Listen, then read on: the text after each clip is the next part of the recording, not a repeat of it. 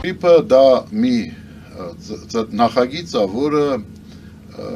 միտված է մի կողմից ապահովելու տարածաշրջանի, ամբողջ տարածաշրջանի լիարժեք ներգրավումը միջազգային հարաբերությունների, միջազգային տնտեսական համագործակցության մեջ, մյուս կողմից մի նախագիծ է, որը երաշխավորելու է խաղաղություն։ Այնտեղ, որտեղ ամերիկյան ներդրումներն են, այնտեղ Միացյալ Նահանգները բոլոր քայլերը անում են, որպեսզի ապահովեն խաղաղություն։ Իսկ այն ծրագիրը, որի մասին մենք խոսում ենք, դա նոր ծրագիր չի։ Միացյալ Նահանգները շատ վաղուց են ձգտում, ես դրա մասին առիթներ եմ ունեցել արտահայտվելու 90-ական թվականներից դեռ, ուրեմն այն ժամանակ արդեն իսկ այդ նախագիծը կար, այն կոչվում էր տրասեկա, այն կոչվում էր տարբեր ինոգեյտ, տարբեր անվանումներ ուներ, ուրեմն բայց իմաստը հետևյալն էր, տարածաշրջանը բացել աշխարհի համար։ Եվ կա տեսակետ, եւ այդ տեսակետը լուրջ տեսակետ է, որ Ղարաբաղյան շարժումը հենց նախաձեռնվեց, որպեսզի հնարավորություն լինի խառը ժամանակներում Ռուսաստանի համար փակելու տարածաշրջանը, փակելու։ Այսինքն Ռուսաստանը խառը իրավիճակում էր հայտնվել, համակարգային սիստեմային փոփոխությունների հորձանուտում էր հայտնվել, եւ այդ պայմաններում իր համար շատ վտանգավոր էր, ինքը համարում էր, որ մրցունակ չի Խորհրդային Միությունը այդ պայքարի մեջ մտնել, եթե այստեղ մտնեն համաշխարհային մոնոպոլիաները, եթե մտնեն համաշխարհային կոնցեռները եւ այստեղ սկսվի այդ համագործակցություն, բնականաբար Խորհրդային Միությունը կկորցնի։ Դրա համար փակելու խնդիր ուներ եւ Ղարաբաղյան շարժումը, որ սկսվեց 88 թվականին սկսվեց, չնայած ուրեմն լուսահոգի Կարեն Դեմիրճյանի նախազգուշացումների, որ մի գնացեք այդ ճանապարհով, ձեզ սպասում են բազում դավադրություններ։ Որ ճանապարհով։ Հիշում եք, այդ ճանապարհով, այդ Ղարաբաղյան շարժում, Ղարաբաղ տվեք եւ այլն, Ղարաբաղ, ի վերջո նրա այդ մռայլ կանխատեսումը, չէ, այն որ Բուրատինոին ասում են, քեզ շատ վտանգ կսպասի, մի գնա այդ ճանապարհով, բայց գնում է Բուրատինոն, ազատասեր, ուրեմն էակ է, գնում է այդ ճանապարհով։ Հիմա նա որ զգուշացեց, մենք նա ճիշտ չէ, այսօր ոչ ոք ռիսկ չի անում, բացի ինձնից, ոչ ոք ռիսկ չի անում դրա մասին խոսել, որ այդ շարժումը Աստվածաշնչում ինչ ասված, ավետարանում, իրենց գործողությունների պտուղներով կճանաչեք իրենց քայլերի պտուղներով կճանաչեք իրենց, հասկանում եք, այսինքն պտուղները որոնք են, մենք կորցրեցինք Արցախը, այսինքն մենք ներկայացված էինք, մենք ունեինք երկու պետական միավոր, Հայաստանի ուրեմն սոցիալիստական հանրապետություն, Խորհրդային Միության կազմում եւ Արցախի ինքնավար մարզ, որտեղ ղեկավարությունը հայեր էին։ Հիմա կարելի է ինչ ասել Գևորգովի մասին, դե այդտեղ մենք ուրիշ թեմայի մեջ ենք մտնում, Նախիջևանի թեման էլ կարող եմ այստեղ բերել եւ ասել մենք ունեինք նաեւ, չէ՞, հետո ինչ եղավ։ Նոր պայմաններում, երբ որ միջազգային վերահսկողություն կա։ Սա այլ թեմա է, պարոն Հովհաննիսյան։ Այլ թեմա չի, սա ես ինչու եմ ասում, ես գալիս եմ այն բանին, որ տարածաշրջանը փակ պահելու նպատակով խորհրդային պակը պետք է նման կերպ իրավիճակ ստեղծել թշնամության եւ այդ թշնամության շնորհիվ տարածաշրջանը մնում էր 30 տարի փակ։ Ուրիշ տարբերակ իսկ փակ պահելու այս ժամանակաշրջանում էլ ես ասեմ, որ տեսակետը հետեւյալն էր, որ պետք չի բացել։ Հիմա էլ մարդիկ, ովքեր հանդես են գալիս այդ Թրամփի ծրագրի, պետք է թողնել, պետք չի զարգացնել այդ Թրամփի ծրագրի դեմ։ Այո, դուրսեկողների մասին եք խոսում։ Այո, նրանք էլ առաջնորդվում են այդ նպատակով, Մոսկվայի նպատակով։ Տարածաշրջանը փակ պահել, քանի դեռ Ռուսաստանը ի վիճակի չի։ Ես էլ ինչ ասեցի։ Ես ելույթ ունեցա դեկտեմբերին։ Ասեցի, դիմելով ռուսերենով ելույթ ունեցա։ Ռուսերենով դիմելով մեր ռուս ընկերներին, բարեկամներին։ Ես ամենայն հարգանքով ես այնտեղ ուրեմն կրթություն եմ ստացել, գիտական թեզեր եմ պաշտպանել, ես բնականաբար բարի վերաբերմունք ունեմ Ռուսաստանի նկատմամբ, իմ ռուս ընկերների նկատմամբ, նրանք չեն մոռանում եւ շփումներ կան եւ ես այդ շփումները արժևորում եմ։ Ես դիմեցի նրանց իմ հրապարակային ելույթում, Facebook-ում տեղադրել եմ եւ այլն։ Ուրեմն ասելով, որ պետք չի հակադրվել Թրամփի ճանապարհին։ Թրամփի ճանապարհը իրողություն է։ Տրիպը դա իրողություն է, դա աշխատելու է։ Դա աշխատելու է եւ հակադրվելով ոչինչ չեք ստանա։ Դա արդեն պատմական փաստ է, որ այդ ճանապարհը լինելու է։ Դուք մտածեք ուրիշ բանի մասին, որպեսզի բացեք Պուտինի ճանապարհ, ով է ձեր ձեռը բռնել։ Ով է ձեր ձեռը բռնել, բացեք Պուտինի ճանապարհ Աբխազիայով, Վրաստանով, Հայաստան, Իրան, Հնդկաստան։ Բացեք այդ ճանապարհը, ներդրումներ արեք։ Ձեր ձեռը ով է բռնել։ Եթե Արցախի հարցը լուծեցին այդ եղանակով, այդ ինչա աբխազները արցախցիներից լավն են, նրանց արյունը կապույտ է։ Ինչի մասին է խոսքը, եթե կան վրացիները ադրբեջանցիներից վատն են, որ եթե Ադրբեջանը կարողացավ այդ եղանակով իր ներսում գտնվող ինքնավարության հարցը լուծել, Վրաստանը այդ իրավունքից պետք է զուրկ մնա։ Դրանք չուներ, ստեղծված իրավիճակում, բայց այդպես հարցը դրվում է, որ Հայաստանը ինչ որ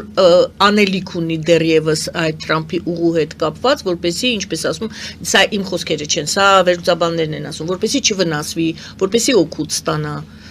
Հայաստանը, թե ամեն ինչ լուծված է, ձեզ համար ամեն ինչ պարզ է, Հայաստանը օգուտ ստանում է եւ Հայաստան, գիտեք ինչ, այն մինիմալ օգուտը, որ մենք մինիմալ ոչ թե իր ծավալով կամ նշանակությամբ, այլ որ նաղդ է, էլի, նաղդ է։ Դա մենք ունենք։ Այնա որ այսօր ուրեմն կրակոցներ չկան, ներխուժումներ չկան, ուրեմն այդ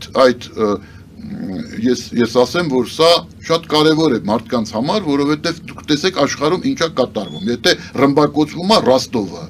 հասկանում եք, այսինքն Ռոստովն է ռմբակոծվում, Կրասնոդարը, այնտեղ թեժ պատերազմական շրջան է, բայց մենակ այնտեղ է պատերազմ, սպասվում է պատերազմ Իրանում։ Պարոն Հովհաննիսյան, ասում են այսօր չեն կրակում, ովքեր որ հորետեսորեն են, հա, վերաբերվում։ Ասում են, այո, վտանգներ է պարունակում բարձ ճանապարհը։ Այսինքն ամերիկացիները բերեցին այստեղ միլիարդների ծախսեր արեցին ու այդտեղ սկսելու են կրակել, հա, դուք այդպես եք մտածում։ Ով այդպես մտածում, եկեք մի հատ ցույց տվեք այդ մարդուն։ Դեռ այս 3 ամսվա ընթացքում շատ կլինեն այս թեմայով կարծիքներ, ովքեր են այդպես մտածում, ինչու են մտածում, հակառակն են մտածում, ինչու։ Մենք տեսանք հետևյալը, որ Թրամփի քավորությամբ, պատկերավոր ասած,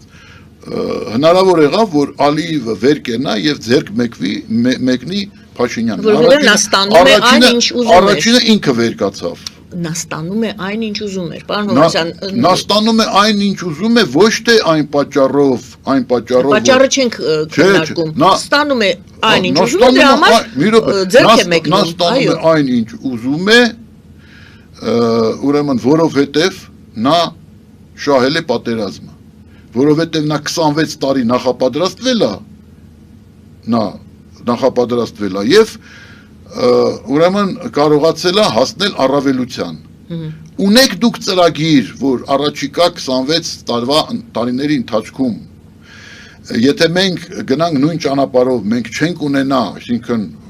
պատերազմական, ռազմատենչ, պահանջատիրական ճանապարհով, մենք չենք ունենա կորուստներ, էլ ավելի մեծ եւ Հայաստանը կպահպանվի, թե այսօր պետք է խելամիտ լինել եւ փորձել գիտեք ժամանակին դուք գիտեք չէ պատմությունից Թումանյանը սպիտակ դրոշով որ գնաց բանակցելու սպիտակ դրոշով գնաց Ինչի որովհետև ուժերի հարաբերակցություն էր դա այսօր այն մարդիկ ովքեր բերեցին Հայաստանը հասցրեցին այս վիճակի որ ես ասեցի չէ ես կուսակցական կառույցների կազմակերպելու ժամանակ շրջել եմ Հայաստանով տեսել եմ այդ ավերակները այդ սկելետները գործարանների եւ բերեցին մի հատ գործարան չեն բացել այսօր պայքարի մեջ են մտել ասում են մենք որ ընտրվենք գործարաններ ենք սարքելու ձեր հովեր բռնեն մինչեւ Մենք հաղթանակած երկիր ենք, հենց որ այդ հաղթանակը իբր թե արձանագրվեց ինչ-որ ձևով, դուք, այսինքն մենք վերահսկում ենք, չէ, դուք պետք է գործարաններ կառուցեիք, դուք պետք է զարգացնեիք երկիրը, չէ, որպեսզի Ադրբեջան առավելության չհասներ, այն մարդիկ, ես կոնկրետ ասեմ, Օհանյան Սեյրան, դու կանգնած ասում ես լավ է որ Ռուսաստանը զենք է վաճառում Ադրբեջանին, որտեվ Ադրբեջանը կարող է մեկ ուրիշից գնի, չնայած հայտնի էր, որ արգելափակում կար Միացյալ Նահանգների կողմից Ադրբեջանին զենք գնելու հարցում, եւ մյուսները սկսեցին զենք վաճառել, տեսնելով որ Ռուսաստանն է վաճառում, այսինքն Ռուսաստանը օրինակ ծառայեց Ադրբեջանի զենքեր մատակարարելու, որտեղ այն ժամանակ Հայաստանը այն վիճակում էր, որ կարող էր դրան հակադրվել։ Չհակադրվեցինք։ Միակ մարդը, որ հակադրվում էր դրան, այն ժամանակ մեկը ես էի, մյուսն էլ Իգոր Մուրադյանն էր, որ ցավոք չկա այսօր։ Բայց մեծ հաշվով զենքերը որ վաճառվում են, հայտնի է, եթե զենքը կա, ուրեմն նա պետք է կրակի։ Բայց այդ զենքերը թանգարանների համար չէին ձեռք բերում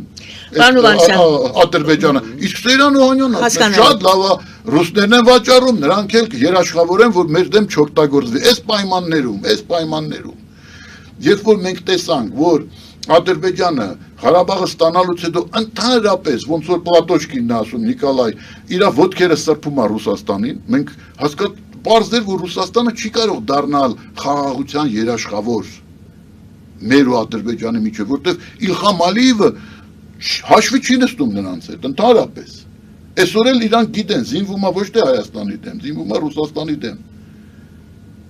Ռուսաստանի դեմ է զինվում, Հայաստանի դեմ չի զինվում։ Նա համարում է, որ Հայաստանում ինքը իր հարցերը լուծել է։ Հասկանում եք, նա նաև համարում է, որ հայերը աշխատում էին Ադրբեջանի համար, հայերն են կառուցել այդ Ադրբեջանը, ուրեմն Բաքուն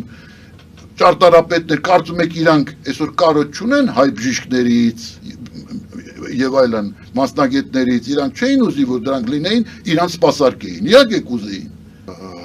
Նիկոլ Փաշինյանը չէր կարող ստանալ այն, ինչ Հայաստանին պետք է, որովհետև Նիկոլ Փաշինյանը ներկայացնում էր պատերազմում պարտված երկիր։